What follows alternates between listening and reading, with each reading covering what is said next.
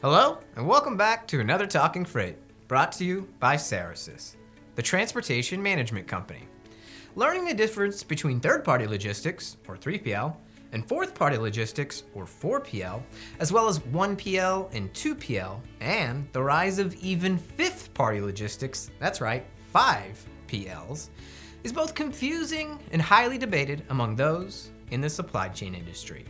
So let's talk about and explain all of the layers of logistics.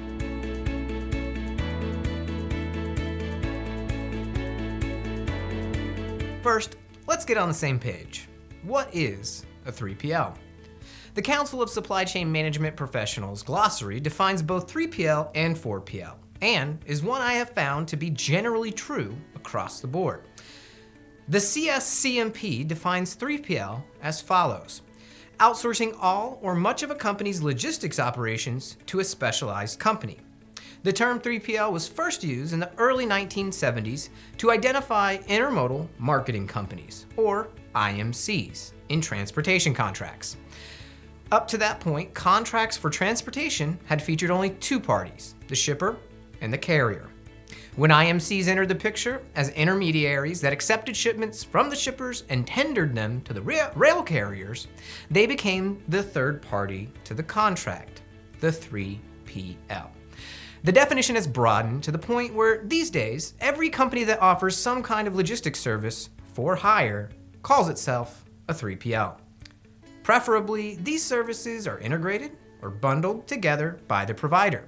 Services they provide are transportation, warehousing, cross-docking, inventory management, packaging, and freight forwarding.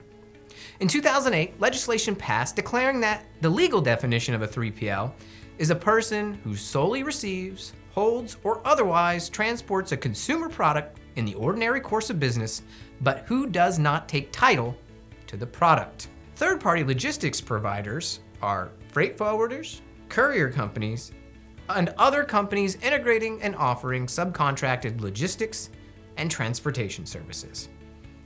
Next, you'll need to know what is a 4PL. Well, the CSCMP defines 4PL as follows.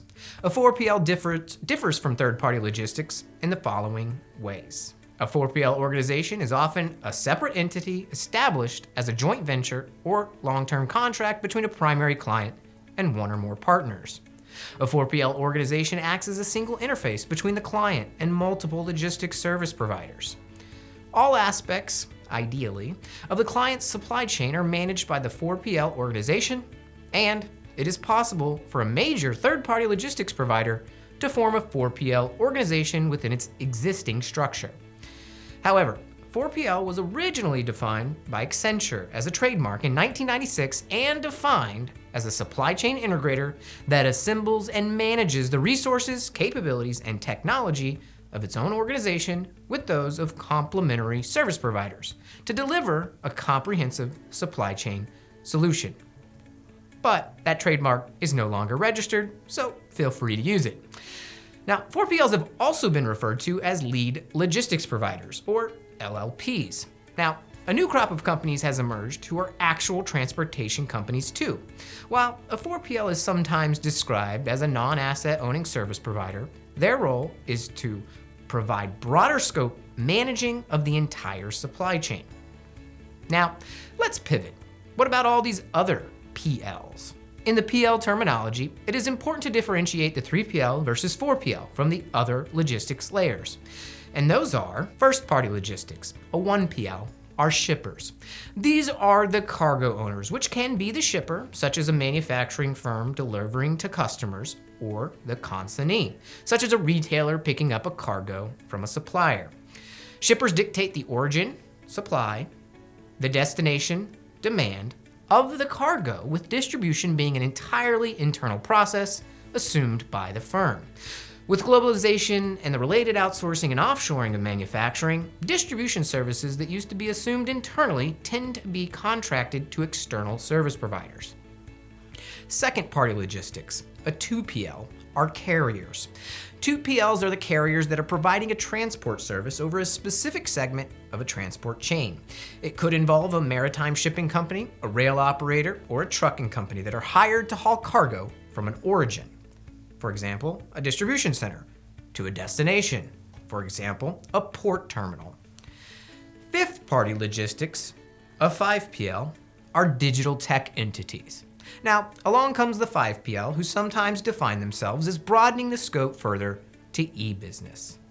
Now, for a handy visual on the layers of logistics, let's look at this graphic that you see on your screen now. As you can see, the actors are on the left with shippers at the top. The services provided are featured on the left of the graphic. It's quite an ecosystem.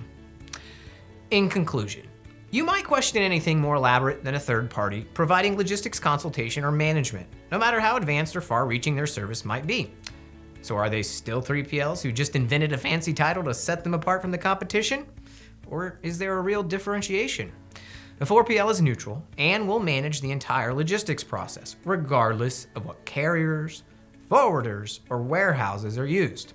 The 4PL can and will even manage 3PLs that the customer is currently using. Many 4PLs have addressed the huge requirements of electronic interface between numerous companies. This area is where it's difficult to define Cerasis as a 3PL or a 4PL. We are a non-asset logistics provider who provides technology and services focusing on over-the-road motor freight management, such as making sure shippers pick the correct freight class, specifically offering a TMS with services around carrier relationship and inbound freight programs. So loosely, we belong somewhere in between 3PL and 4PL. So what would you call us given that knowledge? And how would you define 3PL versus 4PL?